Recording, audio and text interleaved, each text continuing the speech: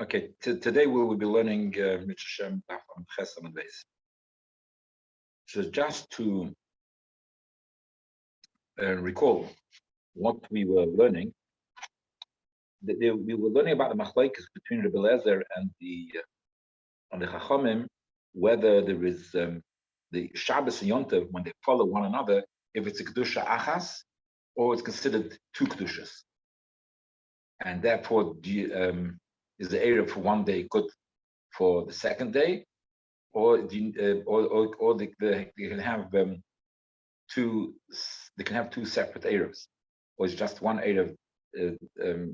One Eruv is it's the same Eruv that works for the Yom Tov and the Shabbos. When they follow one another, it's the same Eruv which works for both, or whether it's two separate Eruv. We'll not go into the details. But the core part of the machlokes is whether it's one kedusha or two kedushas. Sorry about that, what I say.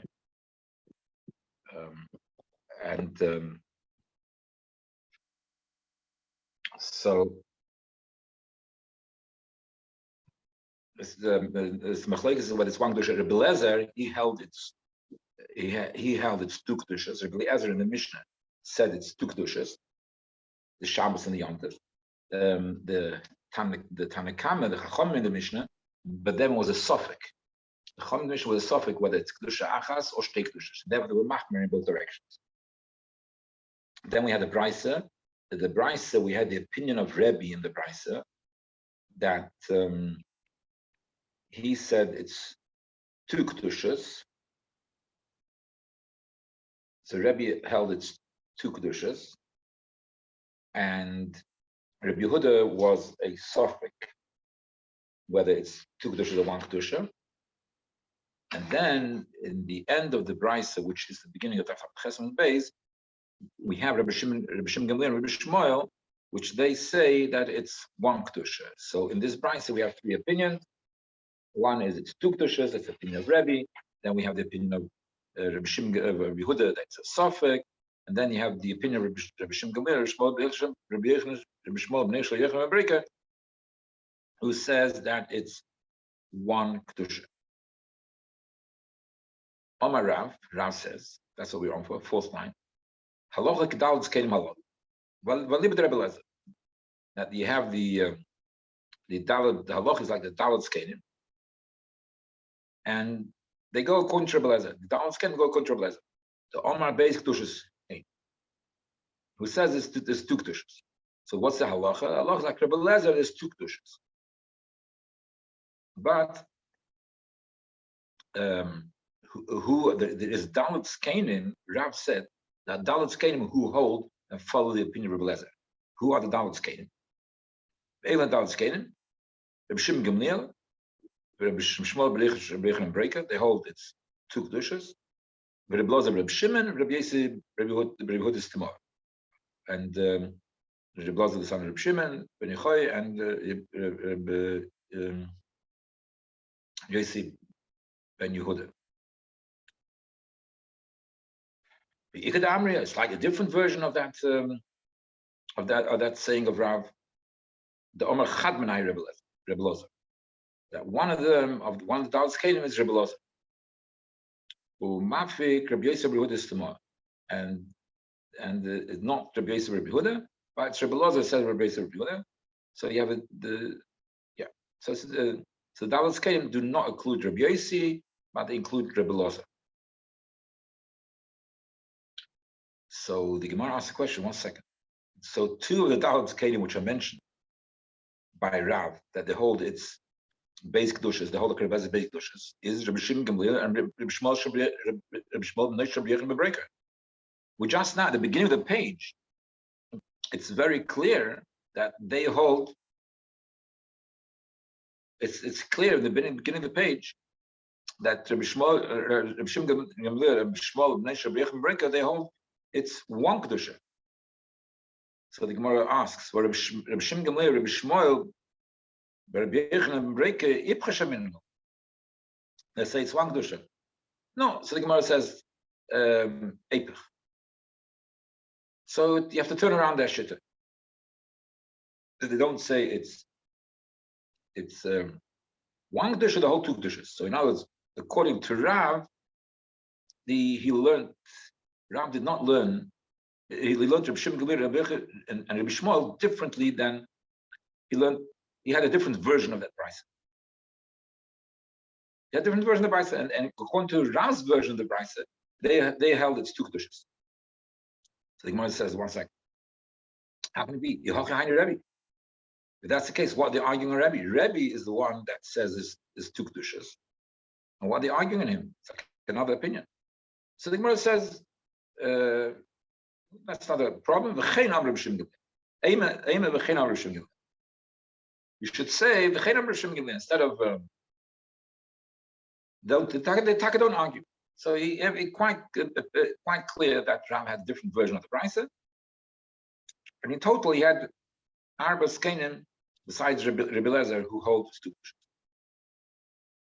Okay, fine. So what was the answer? That Rabbi Shimon Gamliel and Rabbi Shmuel, they agreed to Rabbi. In his version of the brisa, they agreed to Rabbi. That what? That's two kedushas. So if that's the case, the Gemara says what? So we have more than four skanim. We have a fifth one. Well, that's Shmonami Rabbi. You should also count Rabbi. He for sure holds it. For sure holds his two kedushas. We see clearly. He says, that the Erev of one day is not for the other day, etc. So the Gemara says, Rabbi Tony Lovely Soverla. Now, Rabbi, he says it's two kedushas, but it's not his true opinion. He was just saying the shitta of Rabbi Lezer. So Rabbi was saying the shitta of Rabbi Lezer, there's two kedushas. But the Emes Rabbi didn't hold like that. Didn't hold the two kedushas. He held it's one kedusha. So this is so strange. So in the brisa, it's very clear when we learned the brisa yesterday. The Rabbi says it's two kedushas, and Rabbi Shimon Gamliel, Rabbi Shmuel, they were arguing in him. Okay, so Rav's version, they're not arguing; they agree that his version of the brisa says v'chein omar Rabbi Shimon, v'chein like whom? Like Rabbi. Say that. So v'chein like Rabbi. Now we turn around. The Gemara turns around and says, Rabbi, he be'emes doesn't hold the kedushas.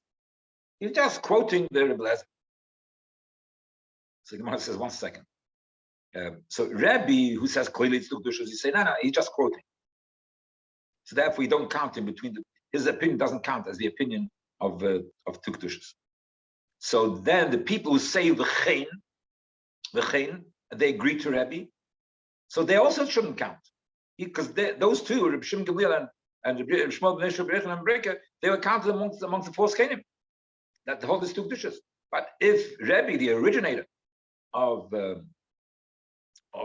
in that brisa, he's the originator in that brisa, the way it's written, of the opinion of its two kedushas. So the people who say v'chein, so if he doesn't really hold like that, so presumably the people who say v'chein, they also agree with him, because that's Ram's version of the brisa. It says v'chein.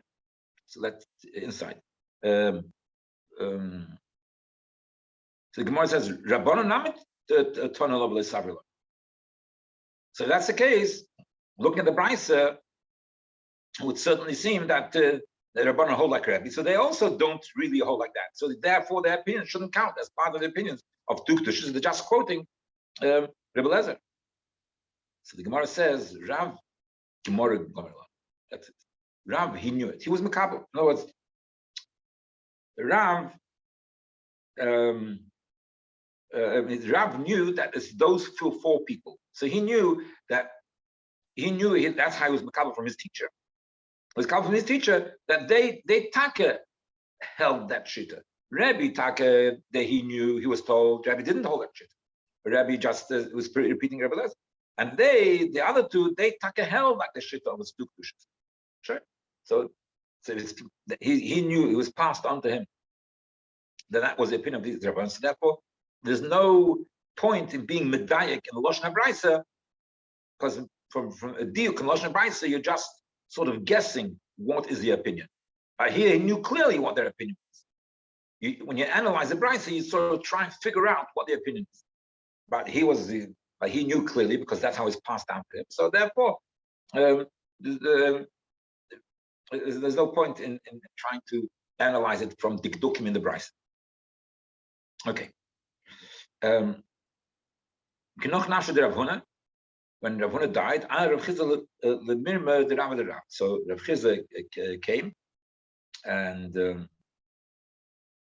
I guess he came to give the drasha, to give the shir, and he came and he asked the question of Rav against Rav.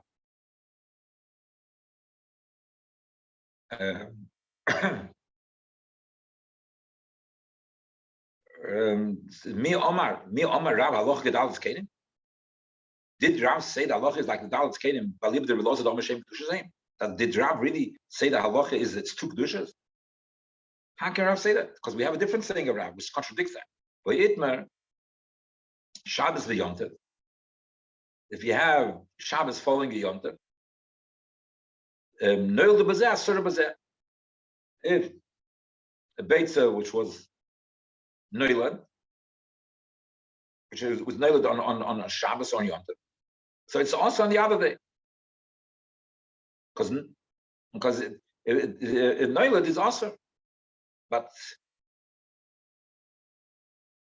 if it's two kedushas, so then they say yontav before Shabbos, for instance. So it was born on yontav, so okay, yontav, Beit Shnei the yontav is also. But Shabbos, it's already not born on Shabbos. It's born from before Shabbos. So if it's two kedushas, it should be mutter on Shabbos. The fact that Rav said that if it's noiled b'yontav, it's also on Shabbos. That means he holds this one Shabbos and Yom when they come together. There's no gap between them. It's one kedusha. Omar Rabbi, so it's a stira to Rav paskening the two kedushas, negate to Eruvin. So Omar Rabbi, in other words, do we treat it like one day or do we treat it like 2 days? That's the just looking for words. Do we treat? We say kedusha achas means we treat the two kedushas, the 2 days like 1 day. Since it's a Shabbos and Yom Tov when you're also b'mlocha and it's following one another, we treat it like 1 day, or do we treat it like 2 days? So we have a stereo Rav. So the Gemara says, no, the reason why Nil de Yom Tov is also b'Shabbos is not because it's like 1 day. It's not because it's the same day. It's a din of hachana. The din of hachana is that you're not allowed to be mechen from Yom Tov to Shabbos.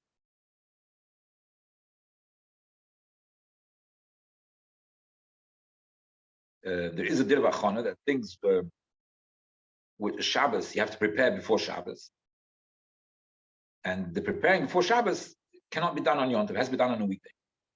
Same thing also for Yom Tov. You have to prepare for Yom Tov as well. You can't prepare for Yom Tov on a Shabbos. It's the insight. The Tanya we learned in the Brisa. When the man came down, it says it'll be extra man.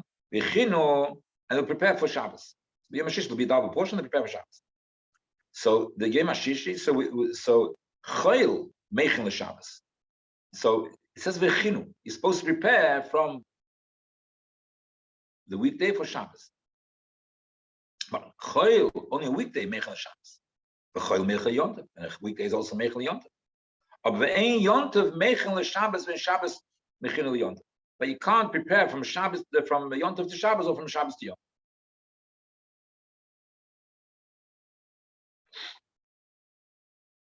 Abaya said. So in other words, it's be'emes it's shtei kedushas. But even though it's shtei kedushas, but you can't prepare from 1 day to another. That's why noel de bazeh, asur bazeh, because it was prepared on Yom Tov. It means it's prepared from Yom Tov to Shabbos. Prepared from Yom Tov to Shabbos. That's awesome.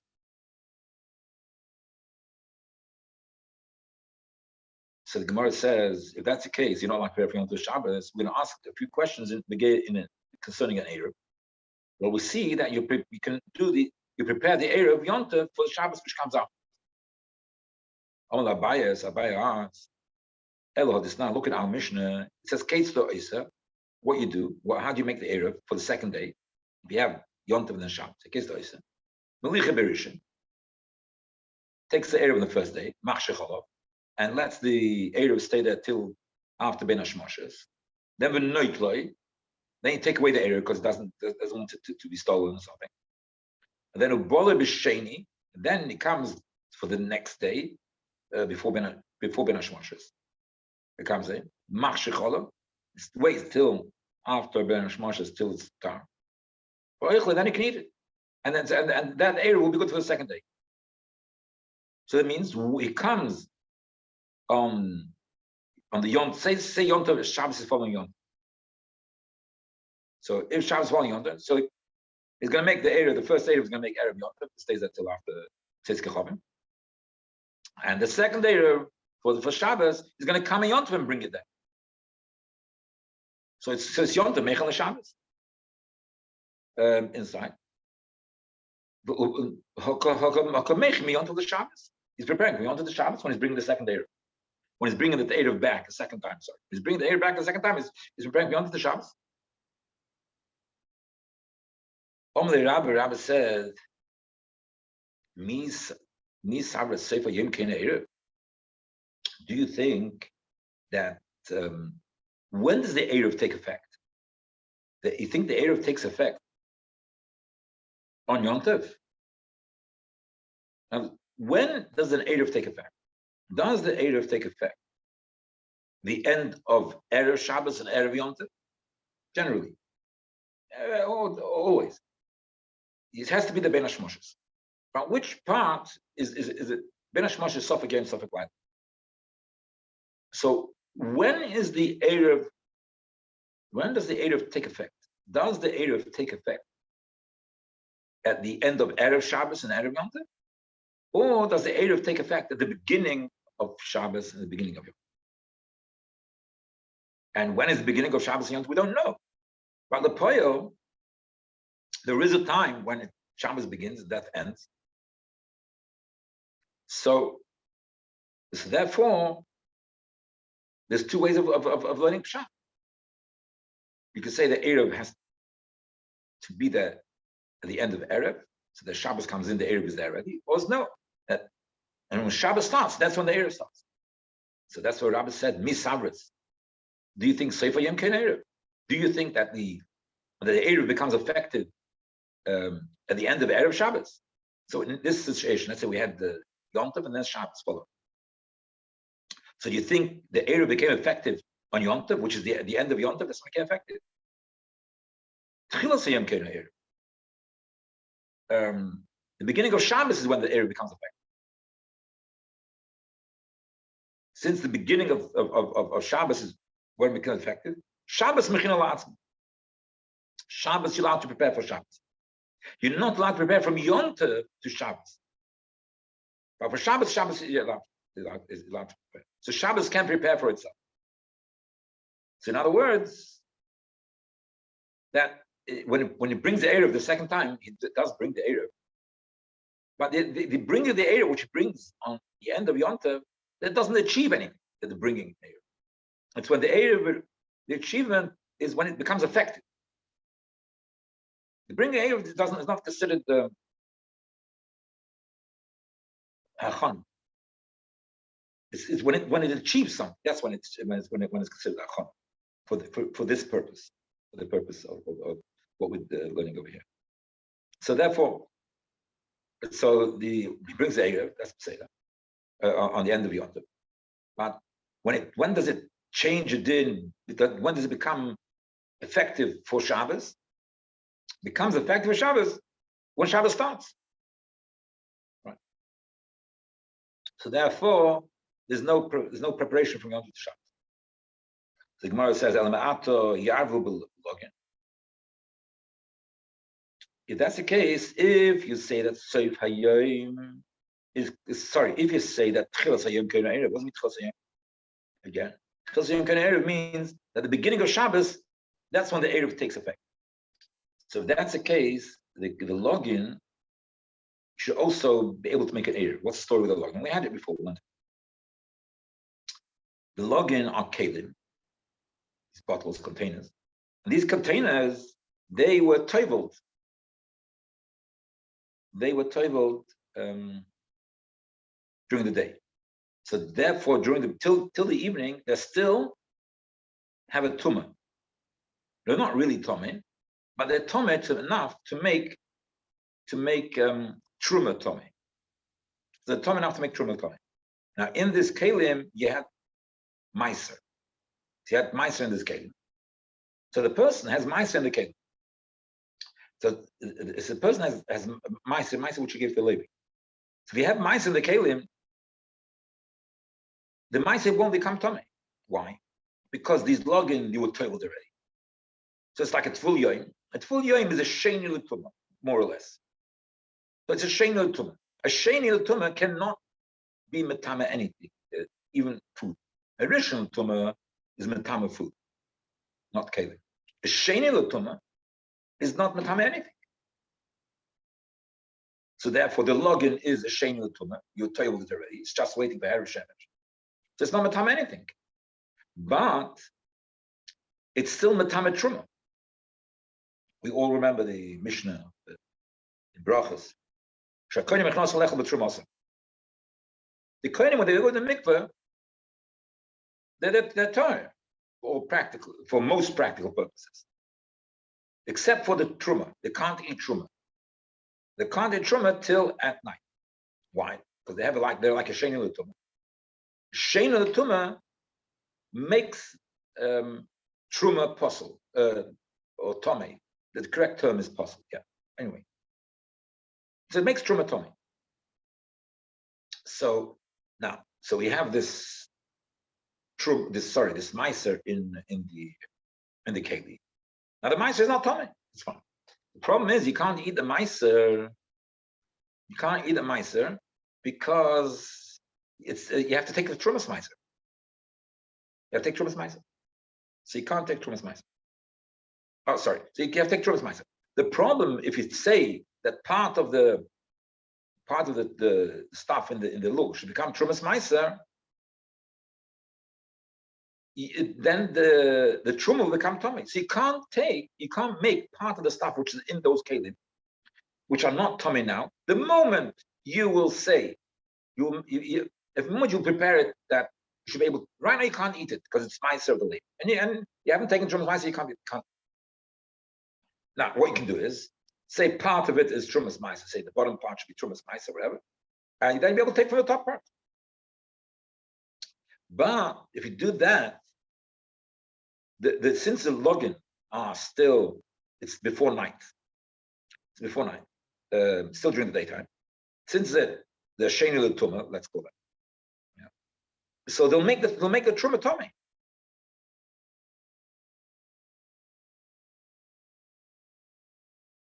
So you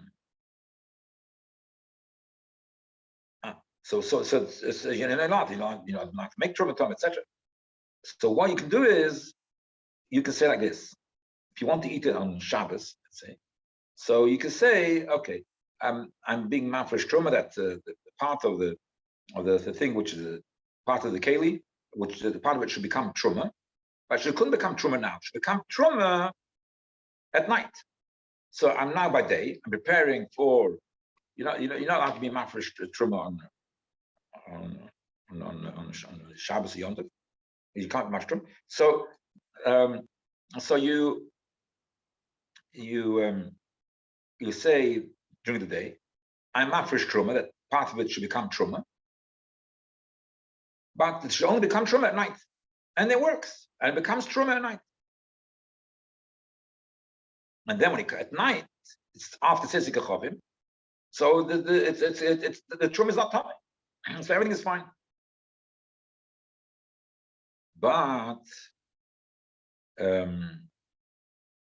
if you say it's for an erev, if you want to use it for an erev, so then it's no good. Why? You can't say it because then when does it become truma and mufresh? Only at night. That's too late for becoming an erev.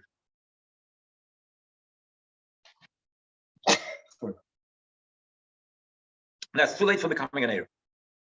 So that's why, that's the insight. You cannot do this for an Erev. Let's see.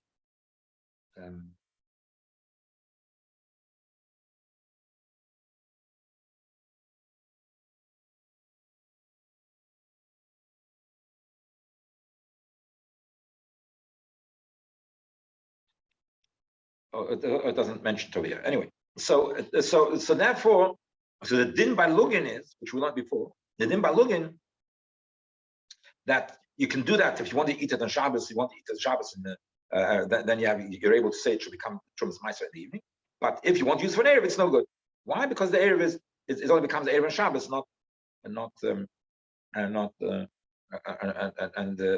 Shabbos it's too late already. With the Erev, you have to make it has to be there before Shabbos. So we see over there, Belugin, you should be able to good for Erev. El Ma'ata Ya'arvu Belugin, you should be good for an Erev. Why do we say it's not good for an Erev? It should be good for an Erev.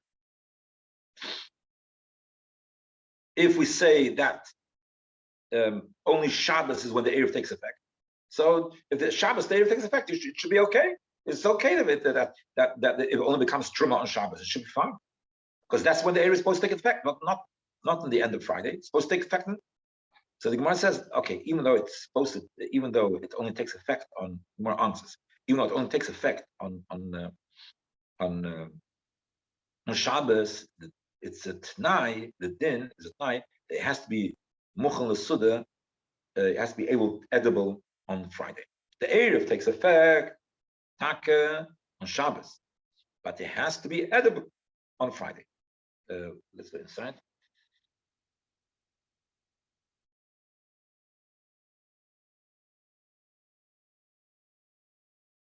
So Gemara says, Sudim B'Joyim V'Lek. Be'in on Sudim B'Joyim V'Lek.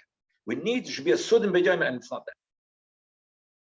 So the reason, the MS, it's not a contradiction, because it takes effect on Shabbos, that's when the Erev takes effect, but you need, it should be edible even from, and this is not edible if you haven't, if the Truma has not been separated before night, so that means it's not edible. Because it's this Meiserishin is devil, because you haven't been separated.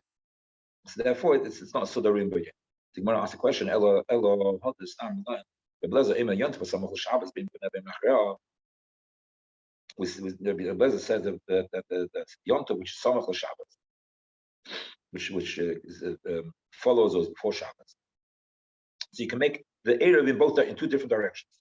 That was the Mishnah which we learned. You can have one Erev. You can make one Erev in the north side, one in Mizrach and one in Ma'ariv.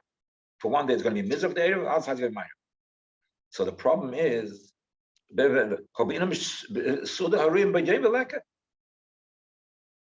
what's the problem? If you say it's going to be edible during the daytime, now let's say I make an Erev, I want to be able to walk 4,000 amas to the east. So I make an area of 2,000 amas from the city, therefore I'm able to walk 4,000 to the east. Now, so before the Yontiv and Shabbos, I put 2,000 amas away from the city in the east, and another 2,000 amas in the west. And I say the first day, the east should be the area, and the second day, the west should be an area. And that's where Blazer says you have to do it, because it's two separate days, two kushas, the whole thing. But the if he's supposed to be able to be edible before the Yontav, before the Shabbos, so let's say the second area, the first one you made, okay, say the first one you made is you now have a distance of 4,000 amas you can walk to the east.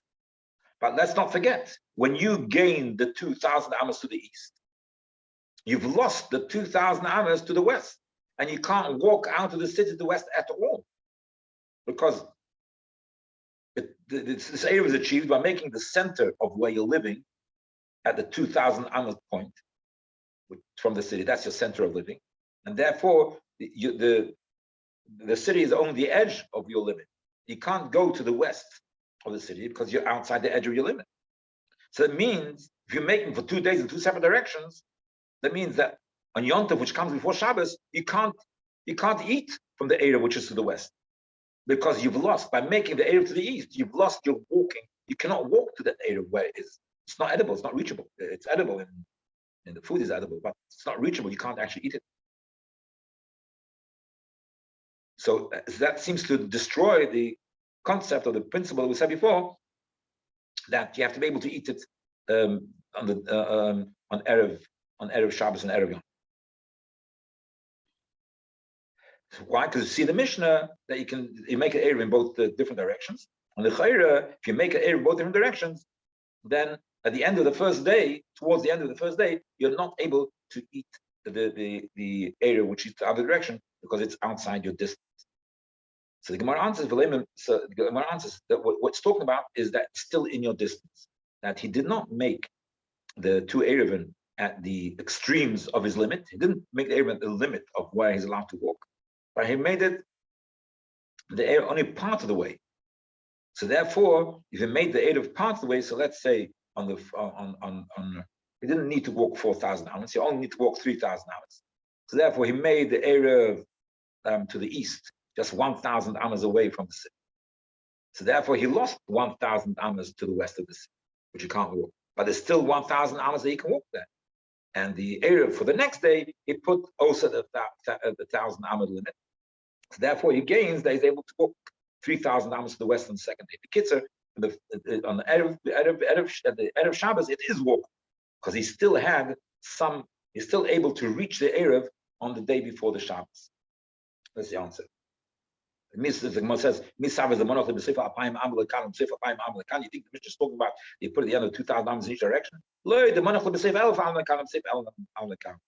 the scenario is a bit different, and that he put it only, he put the area in such a way that he was able to 1,000 amas in each direction, which that scenario permits him to walk, and he's able to reach in even though he made the area to the east for the first day, he's still able to walk and reach the Erev, which is west on Erev Yom, and eat. So now Gemara asks the question. Rabbi asks the question.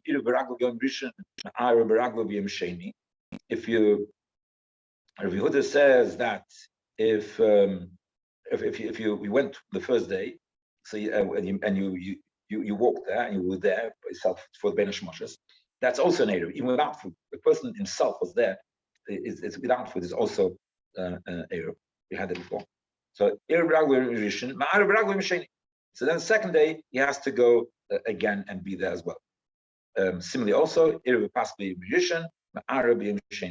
you made the Erev on the Yom Rishon and on the first day, then you have to make sure that the Erev is there, food is there B'Yom Sheni as well.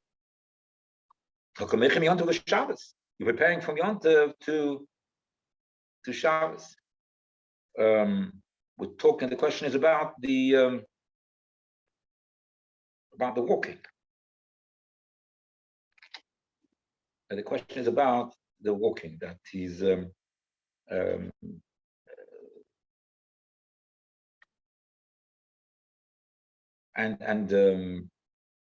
because the food, it's the same food.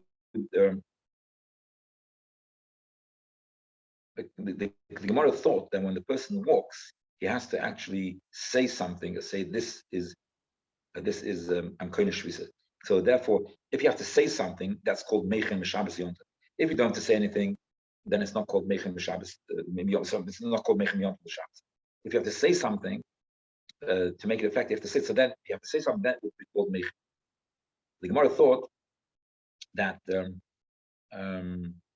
That when you come on the when you come the second time you walk there, so you have to say something. Let's not forget that the bread which she puts on the second day, it's the same bread which she put on the first day.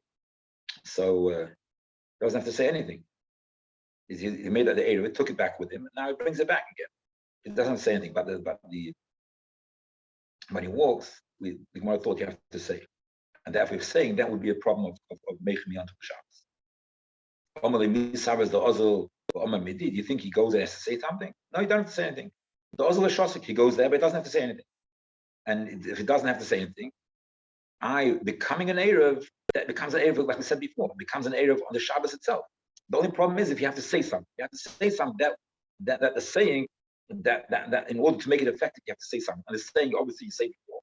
And since obviously you say before, that makes it that later when the time comes it becomes effective. So that would be considered mechid.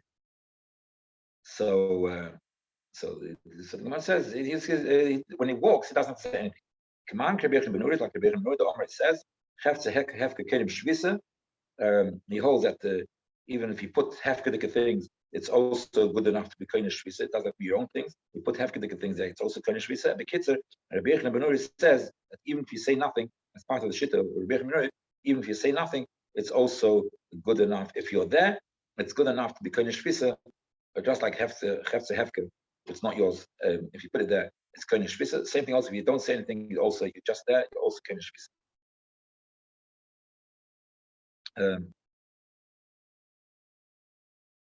1 second. I said the tune a bit wrong. So the Gemara says, are you saying that this is following the opinion of Rabbi Benuri? That even if you say nothing, you can shvisa? So the Gemara says, no, I feel Rabbanon. That even the Rabbanon also agree that if you say nothing, you can shvisa. I can't apply Rabbanon Rabbi Benuri El Biyoshin. When the Rabbanon say that if you don't say anything, you're not clean shvisa. When you're sleeping when you're the limotzi on, we're not able to say anything. If you're not able to say anything, then you're not clean shvisa. And Rabbi Yochanan says even if you're sleeping, you're clean shvisa. If you sleep there, you're sleeping there, you're clean shvisa. And the Rabbanon say no, if you're sleeping, you're not clean shvisa. But if he's awake, Avu B'Neir, the boil Mimotzi Ahmad is able to say, so even didn't say anything, it's also kind of shvisa. So therefore, there's no shaila of mechin the Yom Tov for Shabbos. Okay, well, I think we'll stop over here.